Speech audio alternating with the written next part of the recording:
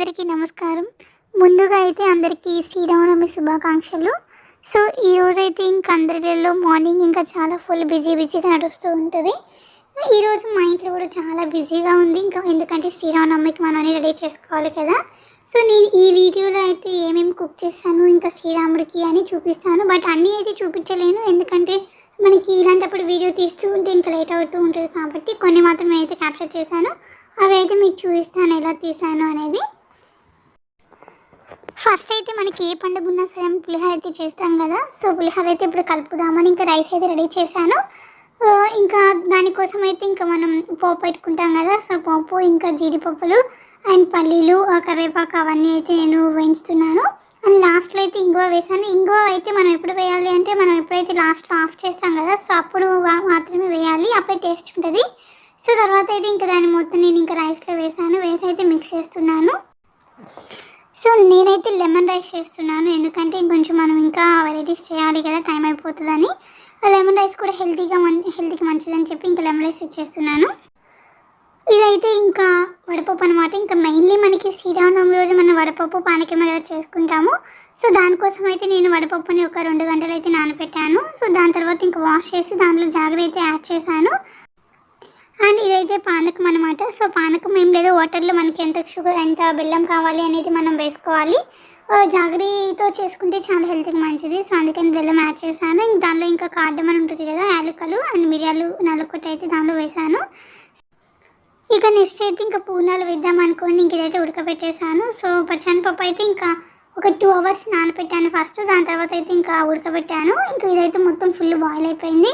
దీని అయితే ఇంక నేను మిక్సీ పట్టుకున్నాను, కొంచెం గ్రైండ్ చేద్దామని చెప్పి.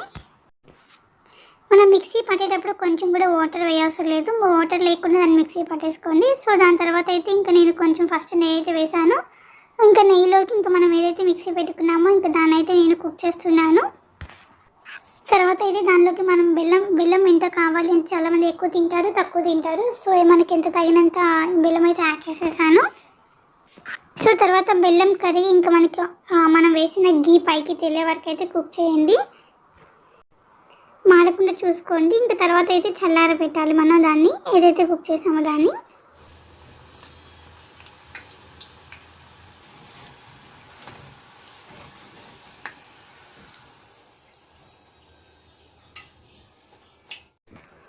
సో ఈ లోపైతే నేను గారెలు కూడా వేసేసాను.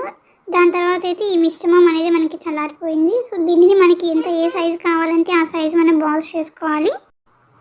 ఈ పూర్ణపు పిండి అనేది మనకి ఫ్రిడ్జ్లో స్టోర్ చేసుకోవచ్చు. అది మోస్ట్లీ ఒక 10 days వరకు పాడవకుండా ఉంటుంది, ఎందుకంటే మనం కొంచెం కూడా వాటర్ పోయకుండా దాన్ని మిక్సీ పట్టుకున్నాం కదా. సో ఇదైతే మనం స్టోర్ చేసుకోవడానికి బాగుంటుంది పాడవకుండా. అండ్ దీన్ని మనం బొబ్బట్లు చేస్తాం కదా, ఆ బొబ్బట్లో కూడా యూజ్ చేయొచ్చు ఇదే పిండిని మనం. సో ఇదైతే ఇడ్లీ పిండి అనమాట. ఇడ్లీ పిండిలో కొంచెం బియ్యం పిండి అండ్ కొంచెం మైదా యాడ్ చేశాను. నేను మొత్తం మిక్స్ చేసి ఇంకా పూర్ణంగా యాడ్ చేస్తున్నాను. ఇంకా పూర్ణం అయితే పగలకుండా వేసుకోవాలి.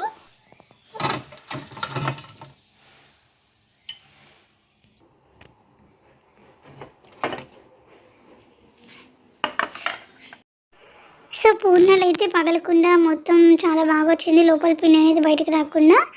ఇంకా దేవుడికి అయితే నైవేద్యం అయితే రెడీ అయిపోయింది.